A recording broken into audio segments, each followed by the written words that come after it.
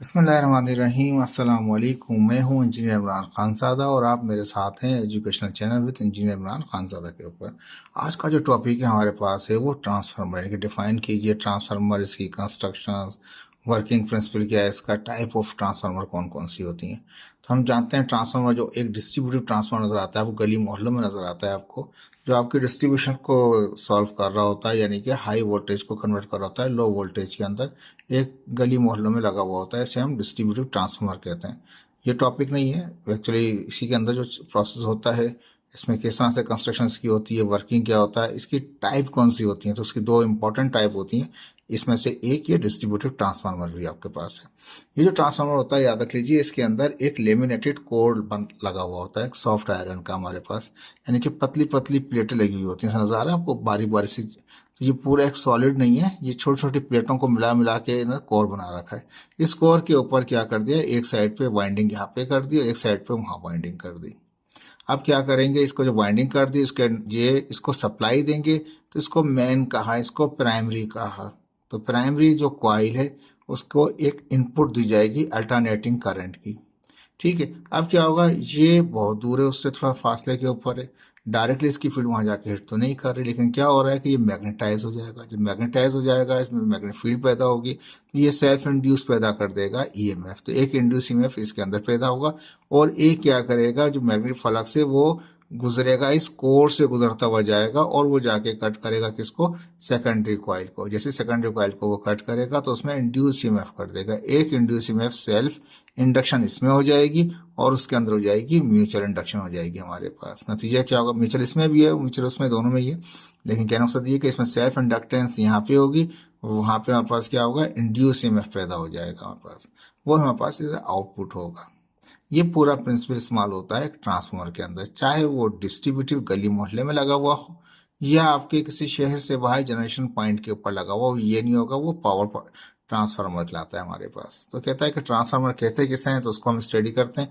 इस पूरी चीज़ों को स्टडी किया जाएगा आज के टॉपिक के अंदर। ट्रांसफार्मर जो है इलेक्ट्रिकल डिवाइस है, ठीक है, इसको हम इलेक्ट्रिक इंजीनियरिंग के अंदर पढ़ते हैं, इसको इलेक्ट्रिकल डिवाइस कहा जाता है।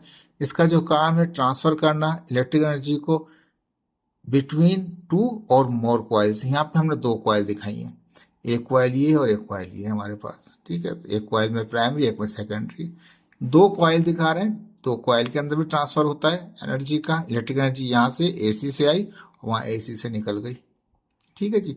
तो ये ट्रांसफर होता है, दो कॉइल में भी होता है और दो से ज्यादा कॉइल में भी होता है, मल्टीपल कॉइल में भी होता है, ठीक है। फिलहाल हमारे पास जो टॉपिक है इंटर क्लास में वो टू कॉइल का हमारे पास है। तो कहता है कि इसमें अंदर ये इलेक्ट्रिक डिवाइस है और इसके अंदर इलेक्ट्रिक एनर्जी को हम ट्रांसफर कर देते हैं, या ये इसके अंदर एक को ये ट्रांसफर हो रही होती है एक कॉइल से दूसरी कॉइल के अंदर, किसके जरिए, इलेक्ट्रोमैग्नेटिक इंडक्शन के प्रोसेस के तहत।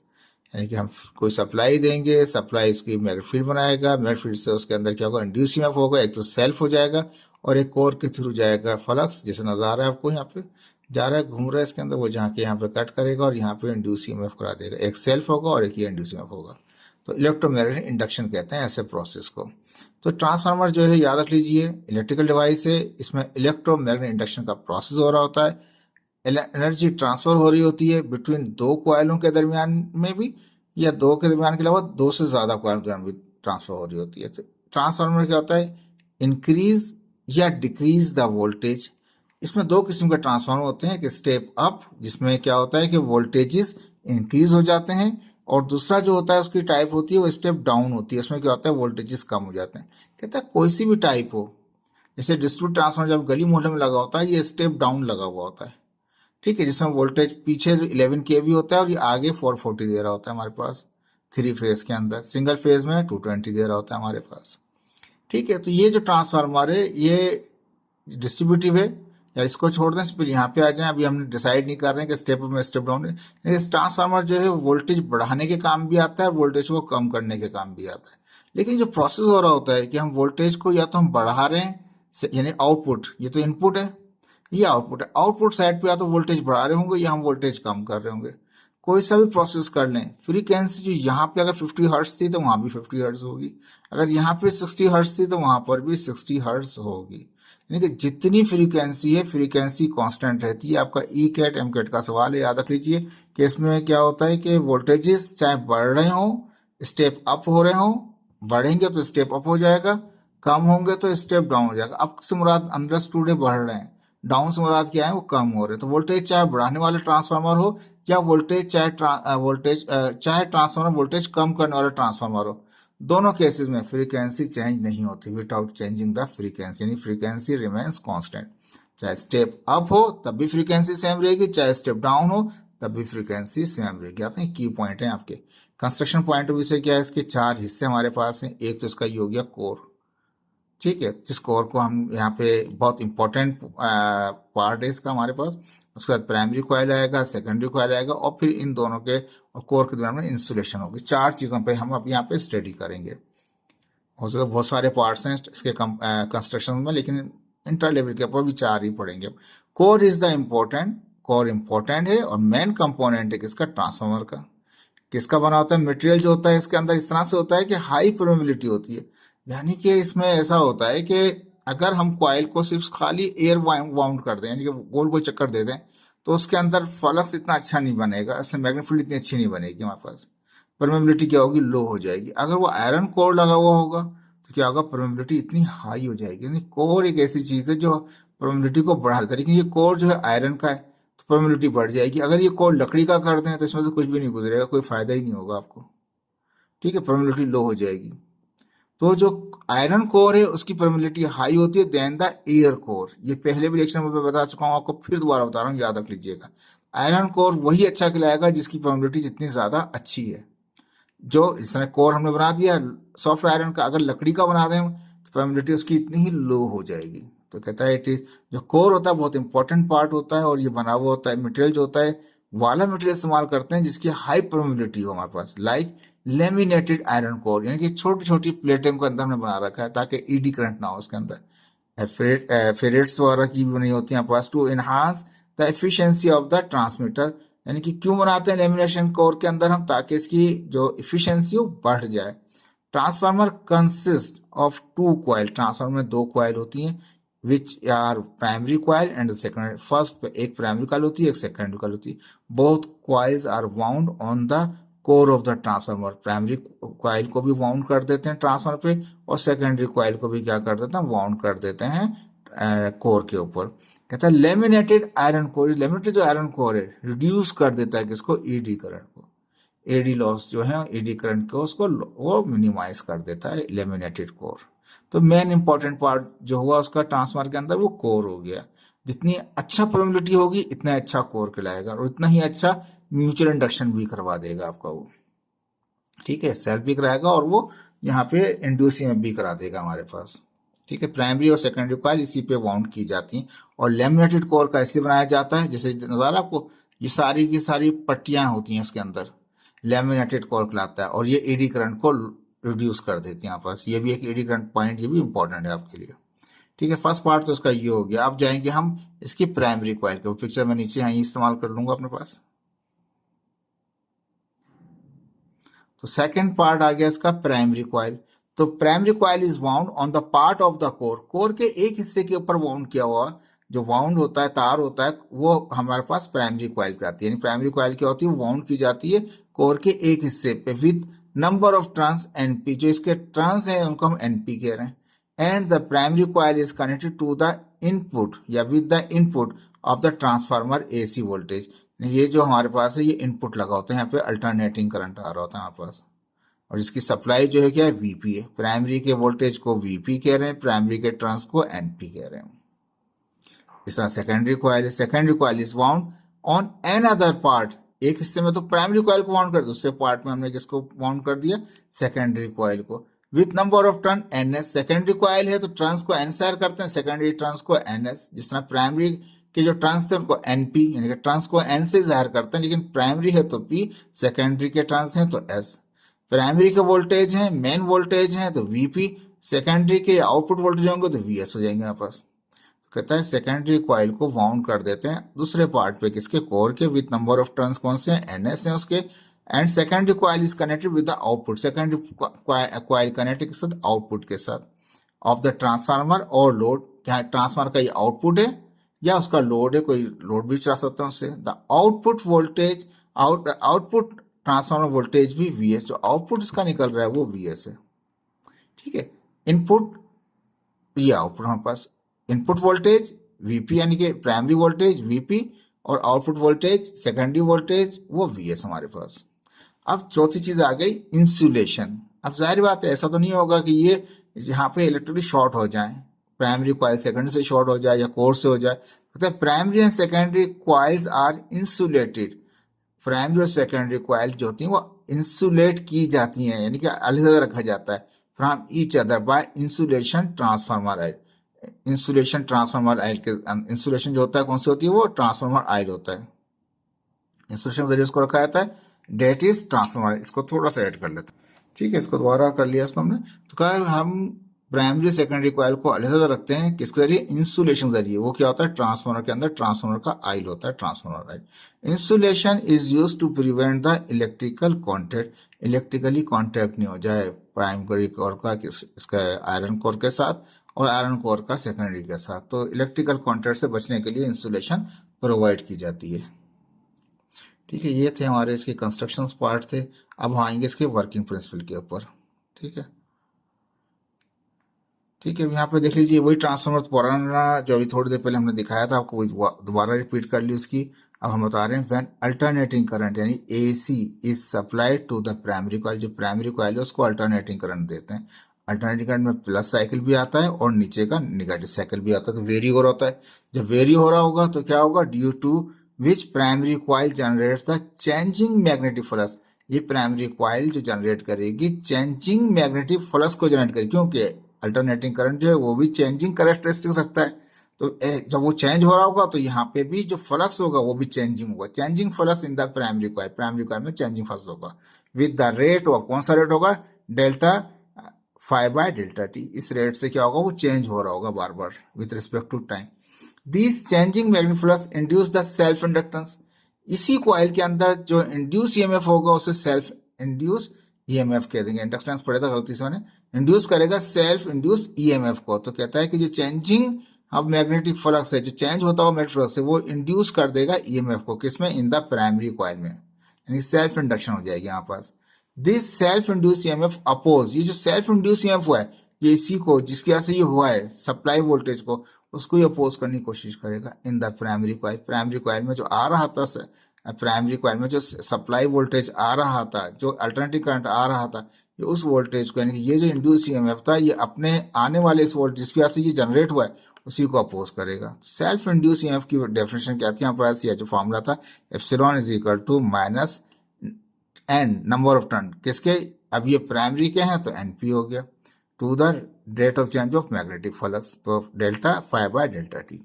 ये थी यहाँ पर डेफिनेशन, पहली बार पढ़ चुके हैं इसको, डायरेक्ट हमने उसको इस्तेमाल कर लिया। अब फर्ज कर लें, यहाँ पे कहता है कि now consider the primary coil, जो प्राइमरी कॉइल है इसकी रेजिस्टेंस भी निग्लिजिबल, इसमें रेजिस्टेंस है नहीं।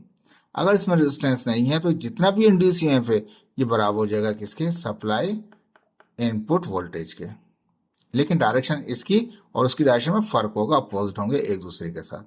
कहता है now consider the primary coil resistance be negligible, यानी जो इस कॉइल की रेजिस्टेंस है वो नजरअंदाज कर देने वाली है, due to which self induce EMF is equal in magnitude. ये सेल्फ इंड्यूस, जो इसके अंदर सेल्फ इंड्यूस ईएमएफ होगा वो बराबर हो जाएगा किसके, इस सप्लाई वोल्टेज की, बट डायरेक्शन अपोजिट होगी, but opposite in direction to the applied voltage. जो अप्लाइड वोल्टेज है उसके मुकाबले में इंड्यूस ईएमएफ का जो डायरेक्शन है वो अपोजिट होगी, लेकिन दोनों मैग्नीट्यूड में बराबर हो जाएंगे इन द प्राइमरी कॉइल। किसमें इंड्यूस ईएमएफ हुआ है, प्राइमरी में हुआ है, but having the opposite direction, लेकिन डायरेक्शन क्या होगी उसके अंदर, वो अपोजिट होगी। Hence equation 1 become as, equation 1 जो है ये इसी तरह से हो जाएगी कि वो एप्सिलॉन जहां पास इंड्यूस ईएमएफ था और ये जो सप्लाई वोल्टेज था, दोनों क्या हो जाएंगे, आपस में बराबर हो जाएंगे। जब ये दोनों बराबर हो जाएंगे तो ये पूरे, इसकी जगह एप्सिलॉन की जगह हम वीपी रख सकते हैं हमारे पास। पूरा फार्मूला ऐसे कैसे आ गया, इक्वेशन 1 से इक्वेशन 2 बन गया। ये इंड्यूस ईएमएफ था और ये सप्लाई वोल्टेज है, प्राइमरी के वोल्टेज, दोनों बराबर हैं, लेकिन फर्क किसका है, वो डायरेक्शन की अपोजिट का है। और दूसरी चीज ये कब हुआ, जब हमने रेजिस्टेंस को निग्लिजिबल कर दिया। ये भी एक इंपॉर्टेंट पॉइंट है आपके लिए। ठीक है जी, अब इसमें आगे चलते हैं। और इक्वेशन 2 निकाल चुके हैं आप। अब मैंने यहाँ पर भी दिखा दिया इसी चीज़ को। कहता है ये आ गया हमारे पास इंड्यूस ईएमएफ आ गया। इंड्यूस ईएमएफ बराबर हो गया किसके, वो सप्लाई वोल्टेज के, जो सप्लाई किया जा रहा है वोल्टेज। क्यों बराबर हो गया कि रेजिस्टेंस को निग्लिजिबल कर दिया, जो कॉइल की रेजिस्टेंस थी वो ना होने के बराबर है, इसलिए जो इंड्यूस ईएमएफ और सप्लाई वोल्टेज बराबर हो गए। अब हम जाएंगे इसको म्यूचुअल वहां पे लेके जाएंगे। वैन चेंजिंग मैग्नेटिक फ्लक्स, अब जाबत है कॉइल में तो मैग्नेटिक फ्लक्स हो रहा है इन द प्राइमरी कॉइल, जो प्राइमरी कॉइल में चेंजिंग मैग्नेटिक फ्लक्स है वो मैग्नेटाइज कर देगा किसको, इस कोर को। ये जो कोर है ये तो मैंने सॉलिड दिखा रखा है, वैसे तो वो लेमिनेटेड है, सिर्फ समझाने के लिए दिखाया आपको। तो इसमें क्या होगा, लेमिनेटेड कोर जो लेमिनेटेड होगी, सॉलिड नहीं, इतनी सॉलिड नहीं होगी, इस तरह से लेमिनेटेड होगी, लेकिन अंदर दिखाने के लिए पिक्चर दिखाई है आपको कि इसमें क्या होगा, मैग्नेट, ये कोर मैग्नेटाइज हो जाएगा ऑफ द ट्रांसफार्मर, ट्रांसफार्मर का कोर मैग्नेटाइज होगा and the same rate of change of magnetic flux, magnetic flux का जो चेंज प्राइमरी कॉइल में जनरेट हुआ था 5/Δt, वो अब इसमें से गुजरना शुरू हो जाएगा।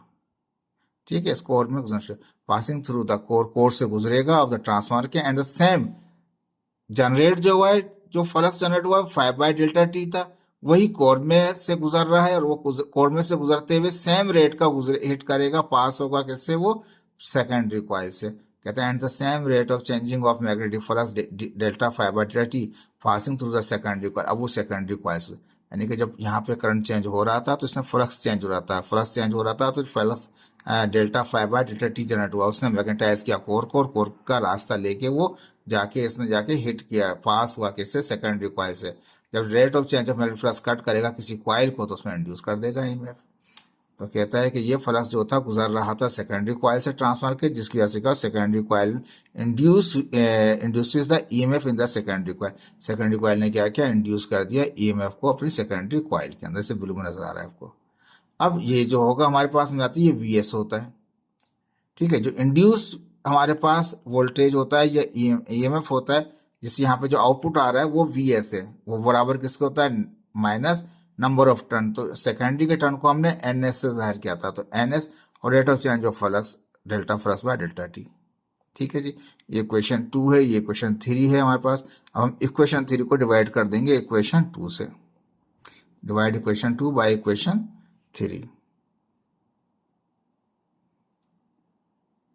ठीक है, इक्वेशन 3 ऊपर है, इक्वेशन 2 नीचे है। ठीक है ना, इक्वेशन लेफ्ट साइड को लेफ्ट साइड डिवाइड करेंगे, राइट साइड को राइट साइड डिवाइड, माइनस से माइनस कट गया हमारे पास, डेल्टा 5/Δt से डेल्टा 5/Δt कट गया, ऊपर क्या हो गया, एनएस बचा, नीचे एनपी बचा। ये आ गया आपके पास एक रिलेशन ट्रांसफार्मर का। ठीक है जी, अब ये इसी चीज से हम डिफाइन करेंगे इसके टाइप्स को। कहता है टाइप ऑफ ट्रांसफार्मर, 2 टाइप होती है, मैंने पहले बताया था कि स्टेप अप ट्रांसफार्मर और स्टेप डाउन ट्रांसफार्मर। ठीक है, अभी जो स्टेप अप ट्रांसफार्मर है इसको पावर ट्रांसफार्मर भी कहा जाता है। देख लीजिए, ये गली मोहल्ले में नहीं लगा होता आपके, ये जनरेशन पॉइंट पे लगा हुआ होता है, ग्रिडों पे लगा होता है आपके पास वहां पे। ठीक है, तो यहाँ पे क्या है, ये स्टेप अप ट्रांसफार्मर है जो अप करके भेज रहा होता है किसको, वोल्टेज, जिसको हाई वोल्टेज दे रहा होता है, लेकिन करंट क्या होता है, वो लो होता है हमारे पास। तो स्टेप ऑफ ट्रांसफार्मर में क्या होता है, जो सेकेंडरी के जो आउटपुट होता है उसके नंबर ऑफ टर्न ज्यादा होते हैं किसके मुकाबले में, प्राइमरी के मुकाबले में। जब सेकेंडरी के नंबर ऑफ टर्न ज्यादा होंगे तो सेकेंडरी के वोल्टेज भी ज्यादा होंगे, इससे प्राइमरी के वोल्टेज से। अगर टर्न सेकेंडरी के ज्यादा हैं तो सेकेंडरी के वोल्टेज भी ज्यादा होंगे किससे, प्राइमरी से। इसको पावर ट्रांसफार्मर कहते हैं कि इंसान कितने स्टूडेंट ज्यादा रहा है, बहुत बड़ा ट्रांसफार्मर होता है ये डिस्ट्रीब्यूट ट्रांसफार्मर नहीं होता है, इसको हम कहते हैं पावर ट्रांसफार्मर। गली मोहल्ले में नहीं लगा होता है, ये ग्रिड पे लगा होता है, पावर जनरेशन स्टेशन पे लगा होता है। इन द स्टेप अप करेगा, बढ़ाएगा किसको, वोल्टेज, जिसको वोल्टेज को बढ़ाएगा तो नंबर ऑफ टर्न भी ज्यादा होने चाहिए सेकेंडरी में। Secondary coil number of turns are greater than the primary coil, secondary के कॉइल के टर्न्स ज्यादा है किससे, वो प्राइमरी से। Due to which secondary voltage are higher than the primary, secondary voltage वैसे क्या होता है, ज्यादा होता है किससे, प्राइमरी के मुकाबले में। कहता है it is use to transmit the power over longer distance, यानी जनरेटिंग पॉइंट। फर्ज किया, अब सिंध की अगर हम बात करें, दादू के अंदर हैदराबाद के अंदर हमने जामशर में लगा रखा है, जो जनरेशन पॉइंट लगा रखा है, लेकिन उससे दूर दराज इलाकों तक डिस्ट्रीब्यूशन लाइन, जो पावर लाइन है सॉरी, वो जा रही हैं मुख्तलिफ शहरों की तरफ। इस तरह दादू कह रहे हैं, सक्कर में लगा हुआ है हमारे पास, वहां से आ रही है हमारे पास, लाखड़ा से आ रही है हमारे पास, कराची है हमारे पास, जहला में, बहुत सारे पॉइंट हैं जहाँ से ट्रांसमिशन लाइनें डिस्ट्रीब्यूट की जा रही हैं, यानी कि वो ट्रांसमिशन लाइनें बिछी हुई हैं, ये कह लीजिए। तो लॉन्गर डिस्टेंस में इस्तेमाल करते हैं पावर को पहुंचाने के लिए, पावर ट्रांसफर को, हाई वोल्टेज ट्रांसफर कर रहे होते हैं इसमें। तो बेनिफिट क्या है इसके? बहुत सारे बेनिफिट हैं, दो मेन है जो यहाँ बुक में डिस्कस किए गए। रिड्यूस करंट करते हैं और एक इफिशियंसी बढ़ जाती है लॉन्ग डिस्टेंस की। ठीक है, थोड़ा सा इसको ऊपर कर लेते हैं अभी। कहता है कि रिड्यूस करंट को कम कैसे करता है, स्टेप अप ट्रांसफॉर्मर। साहब अगर वोल्टेज पावर में दो चीजें होती हैं, पावर बढ़ाता है वीआई के, अगर वोल्टेज बढ़ा है तो करंट कम हो गया होगा, क्योंकि पावर तो सेम रहेगा, पावर में फर्क नहीं आएगा, पावर सेम रहेगा। देखे ना, अगर वोल्टेज फर्स्ट किया हमारे पास दो था, वो एक कंसिडर कर रहे हैं, पावर इसके लिए नहीं कर रहे, जनरली कंसिडर कर रहे हैं। अगर वोल्टेज 2 वोल्ट था और करंट 2 एम्पियर था, ठीक है, तो हमने एक वोल्टेज को 2 से 4 कर दिया, डबल कर दिया, ठीक है, तो करंट क्या कर दिया, 1 कर दिया, आधा कर दिया हमने इसका। तो क्या होगा, पहले दो दूनी चार, चार आ रहा था, जब दो दो थे हमारे पास, 2 वोल्ट था, 2 करंट एम्पियर था, तो 4 आ गया पावर, 4 वाट आ गया। अब अगर वोल्टेज को हम 2 से 4 वोल्ट कर दें और करंट को 1 एम्पियर कर दें, 2 से आधा कर दें, तो 4 एकम 4, तब भी 4 आएगा, पावर सेम रहेगा। यानी कि वोल्टेज बढ़ाते हैं तो करंट रिड्यूस हो जाता है इसके अंदर। ठीक है, in step up transformer secondary voltage are higher, secondary voltage बहुत ज़्यादा होते हैं, but secondary currents are reduce to lower value, उसकी वैल्यू कम हो जाती है, but maintaining the same power, power same रहता है। अभी मिसाल मैंने सिंपली से बताई थी आपको, 2 वोल्ट और 2 एम्पियर से अगर 2 से 4 वोल्ट किए और करंट 1 एम्पियर किया तो क्या हो गया, 4 एकम 4, 4 ही आ गया हमारे पास, पावर सेम रहता है इसके अंदर। तो वोल्टेज बढ़ता है तो करंट कम हो जाता है, किसमें, step up transformer. The lower current क्या करता है, ये करंट की जो वैल्यू कम हो इससे क्या हो रहा है, इसका बेनिफिट है, the lower current reduces the resistive loss in the transmission line. जो ट्रांसमिशन लाइन जा रही है जनरेशन पॉइंट से शहरों की तरफ जा रही है, तो उसमें क्या करता है, वो रेजिस्टिव लोड, रेजिस्टिव जो लॉस है वो क्या करता है, करंट के कम होने से वो भी कम हो जाता है। The power lost in the transmission line is heat loss. जब पावर में जो, पावर लाइन के अंदर जो ट्रांसमिशन, पावर की ट्रांसमिशन लाइन में जो लॉस्ट होता है पावर का, वो हीट लॉस होता है, यानी I² R लॉस हो रहा है, due to the current, due to the lower current value of, current की कम वैल्यू की वजह से क्या होता है, I² R losses are reduce. इसको इस तरह ध्यान करके लिख देते हैं ताकि वो बात समझ में आ जाएगी।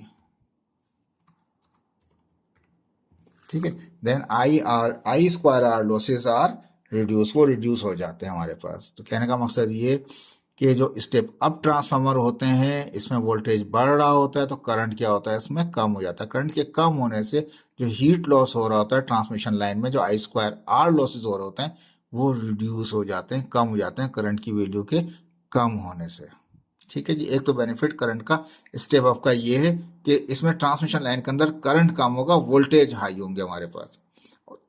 करंट के कम होने की वजह से I² R लॉसेज भी कम से कम होता है। देखें ये बुक में दे दिया है, तो ये आ सकता है आपका ई कैट एम कैट में, ये भी आ सकता है आपका ई कैट एम कैट में। तो पावर स्टेप अप ट्रांसफार्मर के अंदर पावर सेम रहता है या अप हो जाता है या डाउन हो जाता है। बच्चे समझेंगे अप है तो अप हो जाएगा, पावर अप नहीं होता, पावर सेम ही रहता है। ठीक है, याद रख लीजिए इस बात को। I² R लॉसेज जो है वो कम हो जाते हैं, बढ़ते नहीं है, कम हो जाते हैं। जैसे वोल्टेज बढ़ गया तो I² लॉस बढ़ जाएंगे, जी बढ़ेंगे नहीं, कम हो जाएंगे, याद रख लीजिए इस बात को। इफिशिएंट लॉन्ग डिस्टेंस ट्रांसमिशन, तो कहता है for long distance power transmission line needs step up transfer. अगर आपको एक शहर से, जनरेशन पॉइंट से मुख्तलिफ शहरों तक लाइनें बिछानी है तो आपको जाहिर बात है जो ट्रांसफार्मर जो उसको चाहिए वो आपको स्टेप अप चाहिए। क्यों चाहिए, to send high voltages to the extensive large distance, इतना बड़ा डिस्टेंस है तो इसलिए स्टेप अप ट्रांसफार्मर क्या करता है, हाई वोल्टेजेस पे भेज रहा होता है। So step of transformer are installed at the power generation plant site, power generation plant site के ऊपर इंस्टॉल किए जाते हैं, एंड जहाँ पे जनरेशन हो रही है पावर की वहां पे स्टेप अप ट्रांसफार्मर लगा दिया जाता है and send the high voltage to the longer distance grid city. शहरों में, जहाँ दूर दूर शहरों में जो ग्रिड लगे हुए वहां तक वो पहुंचाता है कौन, step up transformer with minimum power loss, कम से कम पावर को लॉस करके। पावर लॉस क्यों कम हो गया, कि उसमें करंट कम होता है तो इसलिए I² R लॉसेस कम होते हैं, पावर सेम रहता है। ये बात काम की थी, याद रखिएगा इसको। अब आ गया आपका स्टेप डाउन ट्रांसफार्मर। ठीक है, स्टेप डाउन ट्रांसफार्मर को ये होता है जो गली मोहल्ले में लगा होता है, इसको डिस्ट्रीब्यूटिव ट्रांसफार्मर कहते हैं। बुक ने नाम नहीं दिया, मैं समझाने के लिए बता रहा हूँ, फर्क याद रहेगा आपको। ये होता है हमारे पास स्टेप डाउन ट्रांसफार्मर। इसमें क्या होते हैं, प्राइमरी टर्न्स उल्टा हो गया काम, उसमें सेकेंडरी टर्न्स ज्यादा थे, इसमें प्राइमरी टर्न्स कम है, सेकेंडरी प्राइमरी टर्न्स ज्यादा है, सेकेंडरी टर्न्स क्या है वो कम है। अब सेकेंडरी टर्न्स कम है तो सेकेंडरी का वोल्टेज भी कम होगा। इसमें से इसमें जो आ रहा होगा बाहर से, जो आ रहा होगा हाई वोल्टेज जो आ रहा होगा ग्रिड से यहाँ तक आ रहा होगा, वो हाई वोल्टेज होगा, क्यों कि उसमें तो टर्न्स ज्यादा है, प्राइमरी टर्न्स ज्यादा है। सेकेंडरी टर्न्स एक क्वाइल भी हो सकती है, सिंगल क्वाइल भी हो सकती है, नतीजा क्या होगा, वोल्टेज कम हो जाएंगे। तो ये क्या करेगा, वोल्टेज को कम कर देगा। सेकेंडरी मीन्स आउटपुट, जो आउट निकालेगा ये वो लो वोल्टेज निकालेगा। तो क्या है कि इनपुट वोल्टेज जो होते हैं वो हाई होते हैं इसके, जो क्या होता है 11 केवी का फीडर लगा होता है, 11 केवी आ रहे होते हैं और आउटपुट पे 440 निकल रहा होता है आपके पास 3 फेज में, और 220 निकल रहा होता है सिंगल फेज में। तो ये जो आउट सेकेंडरी का मतलब है आउटपुट, तो आउटपुट क्या, कोई वोल्टेज कम हो गए, इसमें स्टेप डाउन करना, और डाउन का मतलब नीचे करना, नहीं वोल्टेज बढ़ाएगा, नहीं वोल्टेज कम करेगा, उलट काम करेगा। In step down transformer primary coils number of turns are greater than the secondary coils number of turns. कहता है कि प्राइमरी क्वाइल के टर्न्स ज्यादा है किसका, सेकेंडरी के साथ। यही बात मैंने यहाँ लिखी है, सिंपल कुछ नहीं। Due to which primary voltage are higher, primary की वोल्टेज ज्यादा है उसके टर्न्स भी, प्राइमरी के टर्न्स ज्यादा है तो उसके वोल्टेज भी ज्यादा होंगे then the secondary voltage, secondary voltage hence it produce the voltage at secondary for home appliance saving. तो ये क्या करता है, ये प्रोड्यूस कर रहा है वोल्टेजों को सेकेंडरी के ऊपर, यानी कि आउटपुट के ऊपर, किसके लिए, फॉर होम अप्लायंस के लिए, घर की जरूरत के लिए, घर के इक्विपमेंटों के लिए, इंडस्ट्री के लिए भी कह सकते हैं। Note, it is use to transmit the power to home, ये इसलिए इस्तेमाल करते हैं ताकि हम पावर को ट्रांसफर करें किसको, अपने होम के लिए, और इंडस्ट्री भी होता है लेकिन ये अपने लेवल तक में आप होम तक ही रखिएगा। तो कहने का मकसद ये है कि यहाँ पे जो सेकेंडरी के ऊपर जो नंबर ऑफ टर्न है वो कम है, तो इसका आउटपुट जो निकलेगा वो कम निकलेगा। इसको मिल रहा है 11 केवी और निकाल के आ रहा है 440 निकाल रहा है 3 फेज में, 220 निकाल रहा है सिंगल फेज में, तो वोल्टेज को कम करता है ये। अब इसके हिसाब से बेनिफिट होंगे, जिस तरह से स्टेप अप के बेनिफिट थे इस तरह स्टेप डाउन के बेनिफिट है हमारे पास। क्या करता है यहाँ पे, कहता है बहुत सारे हैं, दो मेन बता रहा है। वोल्टेज रिडक्शन, वोल्टेज कम कर देता है, वोल्टेज कम कर देता है step down transformer. On the other hand lower the voltage from high level to the saver, 11 KV आ रहा था और 440 दे दिया 3 फेज के लिए, और 220 दे दिया सिंगल फेज के लिए, तो कम कर दिया सेव होने की वजह से। कहता है more usable level for home and industry, कहता है कि इतना कम कर लिया कि अब हम उसको घरों में भी इस्तेमाल कर सकते हैं और इंडस्ट्री में भी इस्तेमाल कर सकते हैं। जो हाई वोल्टेज है उसको तो घर में इस्तेमाल नहीं कर सकते, इसलिए उसकी वो लेवल को कम करने के लिए स्टेप डाउन लगाए जाते हैं। इंडस्ट्री को भी देने के लिए भी लो वोल्टेज दिया जा रहा होता है। They have fewer turns in the coil, secondary coil, कहता है सेकेंडरी क्वाइल में आउटपुट साइड पे बहुत ही कम टर्न्स होते हैं उसके अंदर, विच डिक्रीजेस द सेकेंडरी, जिसकी वजह से कम टर्न है तो वोल्टेज भी कम हो गया, कम वोल्टेज आता है फिर घरों की तरफ। एक पॉइंट ये हो गया स्टेप डाउन का कि वो वोल्टेज जो हाई वोल्टेज आप इस्तेमाल नहीं कर सकते थे उसको कंज्यूमेबल बनाने के लिए स्टेप डाउन करके आपको लो वोल्टेज दिए गए आपकी घर की चीजों के लिए, अप्लायंस के लिए या इंडस्ट्री के लिए। बैलेंस करंट, तो कहता है कि while step down transformer decrease voltage, हम जानते हैं स्टेप डाउन ट्रांसफार्मर का काम क्या है, वोल्टेजों को कम कर देना। दे इंक्रीज द करंट, लेकिन जब वोल्टेज कम होगा तो उलट में क्या काम होना है, करंट बढ़ जाएगा। अभी पहले पढ़ के आया तो उसके अंदर यही काम था, अगर वोल्टेज कम कर रहे हैं तो करंट बढ़ाना पड़ेगा, क्यों, to maintain the same power, P is equal to V I, power का फॉर्मूला हम पढ़ चुके हैं 9 मैट्रिक फर्स्ट टर्म में, P is equal to V I, यानी कि पावर का फॉर्मूला है P is equal to V I.